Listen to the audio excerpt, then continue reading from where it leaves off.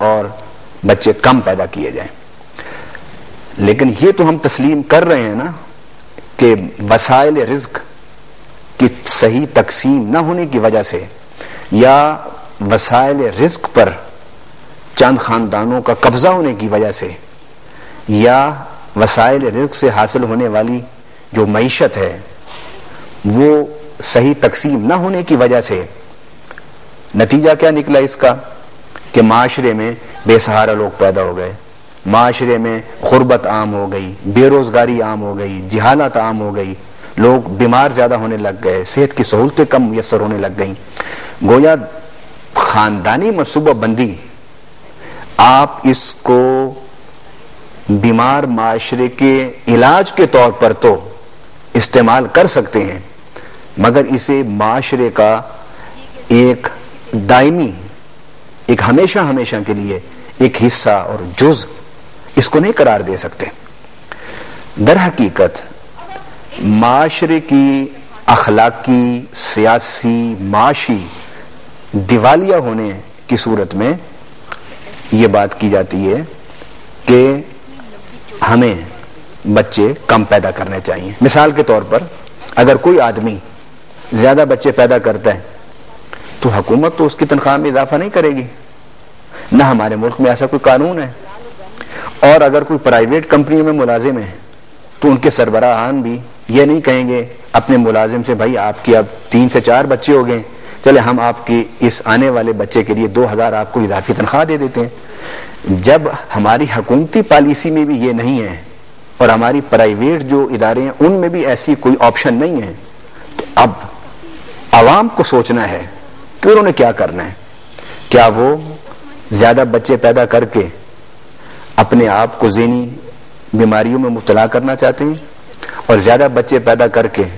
خود کام کو چلے گئے اور بچے گلی کوچوں میں کھیل رہے ہیں, ان کو تعلیم کی, صحت کی سہولت نہیں ہے. ان حالات میں عوام کا بھی فرض بنتا ہے کہ وہ 2 رخ پر محنت کریں. ایک رخ یہ کہ ملک میں معاشی انقلاب کے لیے حکمران بھی متوجہ ہوں اور اس ملک کا جو صاحب ثروت طبقہ ہے وہ بھی معاشرے کو معاشی بحران سے نکالنے کے لیے پلاننگ کرے. حضرت صاحب آپ بجا فرما رہے ہیں, بات یہ ہے کہ جو عام شخص ہے, جو عام میرے جیسا عام سا مسلمان ہے, وہ یہ سوچتا ہے کہ جس روح نے آنا ہے اس کے لیے رزق کا انتظام بھی اللہ تعالیٰ نے کرنا ہے. جتنی روح آئیں گی, جتنے بچے ہوں گے, ان کے لیے اللہ تعالیٰ نے ان کے رزق کا وعدہ کیا ہے اور اس نے وہ دینا ہی دینا ہے. لیکن اس کے ساتھ ساتھ آپ بجا فرما رہے ہیں دوسری طرف کیا قرآن و حدیث کے حوالے سے, قرآن و سنت کے حوالے سے ہمارے سامنے کچھ ایسی مثالیں ہیں کہ جس میں کہا جا سکے کہ نہیں جناب, plan yourself according to your own circumstances. اس طرح کے بھی کچھ حالات ہیں, آپ اس طرف کائنڈلی ہماری. جی میں آپ کے اب دوسرے پہلو کی طرف کہ اسلام اس کے بارے میں کیا کہتا ہے. جی, نبی پاک صلی اللہ علیہ وسلم کے اعلان نبوت سے اسلام کا آغاز ہوتا ہے. حضور صلی اللہ علیہ وسلم کے زمانہ میں خاندانی منصوبہ بندی یعنی کم بچوں کی پیدائش, اس کے سلسلے میں کیا کوئی سوچ تھی یا کوئی عمل تھا یا کوئی طریقہ اختیار کیا جاتا تھا یا نہیں؟ آئیے ہم اس سلسلے میں بخاری شریف کی ایک حدیث میں آپ کے سامنے رکھتا ہوں, اور یہ حدیث بخاری ہے. حضرت جابر بن عبداللہ رضی اللہ تعالیٰ عنہ فرماتے کننا نازل علی عہد النبی صلی اللہ علیہ وسلم والقرآن ینزل, کہ ہم بچوں کے درمیان زیادہ وقفہ پیدا کرنے کے لیے اور بچوں کے درمیان وقفہ کرنے کے لیے, بڑھانے کے لیے, اور کہ بچے جلدی جو ہیں وہ پیدا نہ ہوں, اس حوالے سے ہم حضور صلی اللہ علیہ وسلم کے زمانے میں عزل کیا کرتے تھے. اچھا, عزل کا معنی یہ ہے کہ جو مادہ تولید ہے اس کو رحم مادر میں منتقل ہونے سے کسی نہ کسی طریقے سے روک دیا جائے. تو حضرت جابر بن عبداللہ فرماتے ہیں کہ ہم عزل کرتے تھے حضور صلی اللہ علیہ وسلم کے زمانے میں, اور والقرآن ینزل, اور قرآن اس زمانے میں اتر رہا تھا. اس کا مطلب کیا ہے کہ قرآن اتر رہا تھا اور ہم عزل کرتے تھے. اس کے بارے میں حضرت